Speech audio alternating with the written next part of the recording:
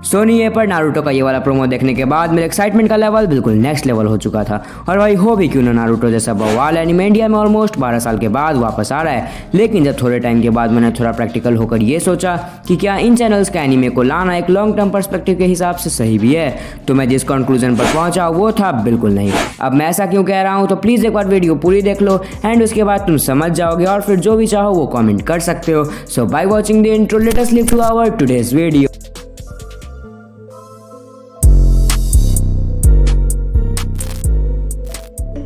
तो में cartoon network ने ड्रैगन बॉल सुपर को रिलीज किया। सोनी पिक्चर्स इंडिया ने डीवीएस सुपर हीरो मूवी को रिलीज डेट को अनाउंस करा। पीवीआर पिक्चर्स ने जुजुत्सु काइसन 0 को रिलीज किया। और अब सोनी ये जल्द ही वन पीस और नारुतो को स्टार्ट करने वाला है। और इस सिनेरियो को देखकर लगता है कि जिस चीज़ की प्रतीक्षा इंडियन एनिमे लवर्स इतने वर्षों से कर रहे थे वो शीघ्र ही अपने पराकाष्ठा पर पहुंचने वाला है। ओके, तो अब एनिमे इंडिया में ऑफिशियली आ रहा है, तो इस चीज़ की खुशी तो हम सबको है।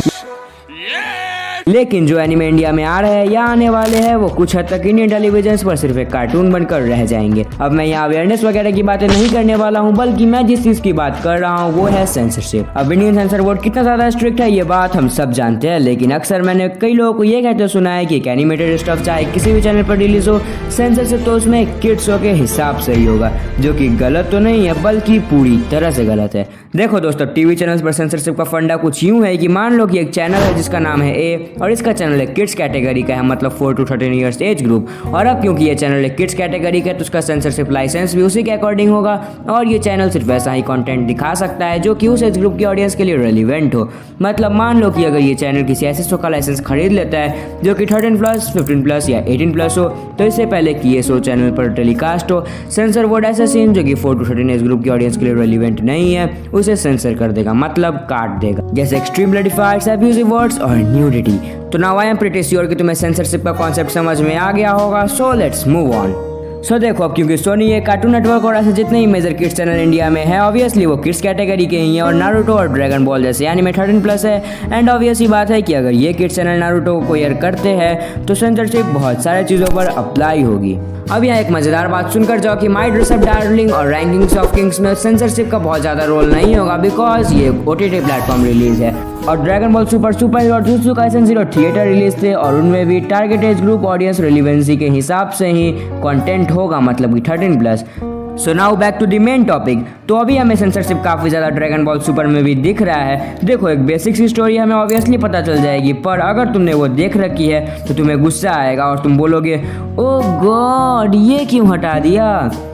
इतना ओवर एक्टिंग नहीं करने का, इतना पागल नहीं बनने का।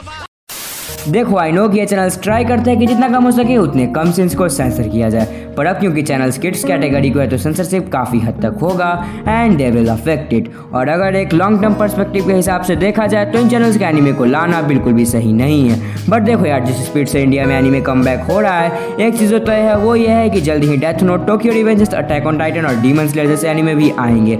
लेकिन दोस्तों, बात अब ये है कि क्योंकि एनिमे सिर्फ इन शोनेन तक लिमिटेड नहीं है, तो ऑब्वियसली बहुत सारे और जॉनर्स के एनिमे भी आएंगे और different genres like romance, isekai and cyberpunk anime भी किड्स चैनल के लिए रेलिवेंट नहीं है। बट देखो यार, अगर सच बोलूं तो मुझे ऐसा लगता है कि अभी ये चैनल सिर्फ कुछ पॉपुलर एनिमे को लाकर ये एक्सपेरिमेंट कर रहा है, और अगर ये एक्सपेरिमेंट सक्सेसफुल रहता है तो मे बी ये लोग अपने लाइसेंस को रिन्यू करवा ले या फिर नए चैनल्स को लॉन्च करे। हाँ, अगर तुम्हें याद है तो इंडिया में एनिमे का एक चैनल हुआ करता था बाय द नेम एनिमैक्स, जिसकी टारगेट ऑडियंस 14 to 26 थी और इस पर बिना बहुत ज़्यादा सेंसरशिप के एनिमे दिखाया जाता था। और जानते हो इससे भी कमाल की बात क्या है कि ये एनिमैक्स सोनी पिक्चर्स का ही चैनल था और कार्टून नेटवर्क का भी एक चैनल है जिसकी ऑडियंस 14 to 26 एज ग्रुप की है, तो वो भी इंडिया में लॉन्च कर दिया जाए। तो ये चैनल से शॉर्ट टर्म एक्सपेरिमेंट के हिसाब से बस ये देखना चाहते हैं कि कितने लोग एनिमे सच में टीवी पर देखना चाहते हैं, और शायद कुछ नए एनिमे फैंस भी टीवी पर देखने के लिए बन जाए और इंडिया में एनिमे का एक परमानेंट मार्केट स्टैब्लिश हो जाए। बिकॉज देखो यार, अगर डायरेक्टली ये कोई नया चैनल रिलीज करते हैं तो वो बहुत ज़्यादा एक्सपेंसिव होगा, क्योंकि अगर वो चैनल एनिमे को डेडिकेटेड होगा तो उस पर सिर्फ एनिमे दिखाने होंगे और एनिमे के लाइसेंसेस बहुत ज़्यादा महंगे होते हैं। और अगर एक large group of audience TV पर एनिमे नहीं देखती है तो इन चैनल्स को बहुत भारी लॉस उठाना पड़ेगा और एनिमे शायद फिर कभी इंडिया में ना आए।